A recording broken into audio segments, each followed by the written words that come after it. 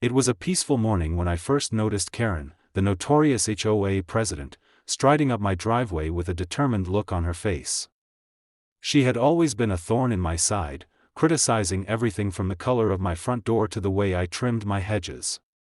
But today, she was about to make a mistake she would never forget. I was inside, enjoying my morning coffee, when I heard the faint click of my door handle. I froze. I knew that sound all too well. It was the sound of someone using a key to unlock my door.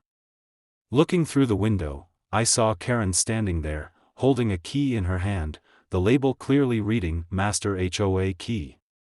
For a moment, I was stunned. The audacity of this woman, thinking she could just let herself into my home because of some imagined authority she held. But I didn't panic.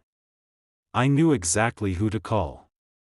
My son, Alex, had just returned home after finishing his deployment as a Marine. He had barely been home for a few days, but I could already see the change in him, stronger, more disciplined, and ready to protect those he loved.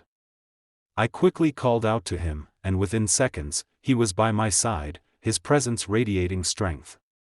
As he opened the door, Karen was in the middle of trying to turn the knob, oblivious to the storm that was about to hit. Alex stepped forward, his military training kicking in. "Excuse me, ma'am," he said, his voice calm but firm, "but I don't think you're supposed to be here." Karen looked up, startled, as she realized she was no longer in control.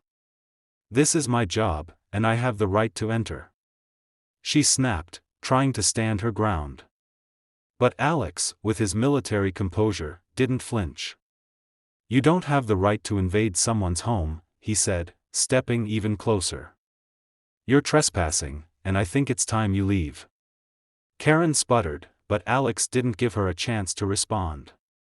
With a single, commanding gesture, he motioned toward the door. "I'm going to ask you to leave now, before I call the authorities." Seeing the determination in his eyes, Karen finally backed down.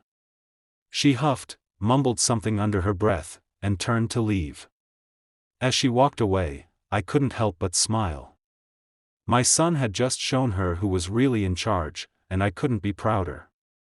From that day on, Karen never dared to try her master key again.